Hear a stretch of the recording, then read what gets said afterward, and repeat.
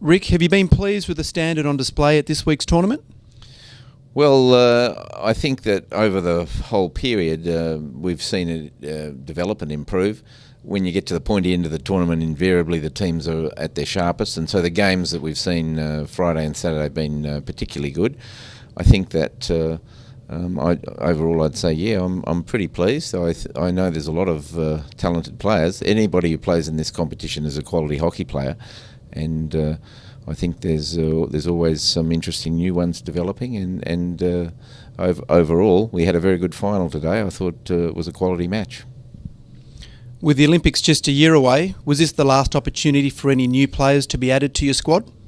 Well, I think we're constantly looking, but after this tournament we've got a group of players going off to Vancouver for a competition, and we've got Australia A matches in Perth against India, Pakistan and New Zealand, so that's in October.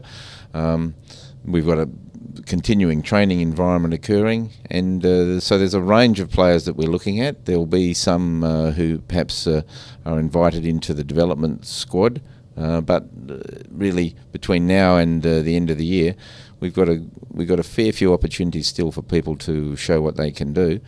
And even next year, once we select a squad, we're looking at having a supplementary squad around our Olympic group. We have to play lots of practice matches and training during next year, and so there are opportunities all the way through, and it's not until I think June next year that we'll finalise our Olympic team. Results from the recent European tour were a bit below expectations. What did you put that down to? Oh, I think the other teams are good, and perhaps you can get ahead of yourself. And people, last year we went through the Champions Trophy unscathed, but I thought we were a bit lucky in a few matches.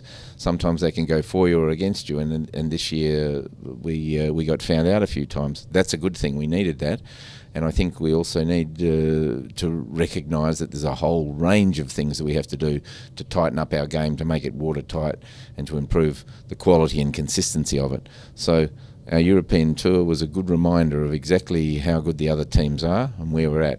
Any team in the top 10 can beat you, and if you on any day aren't at your best, you'll be found out. And finally, Rick, the Olympic final just on 363 days away. Are your preparations on track?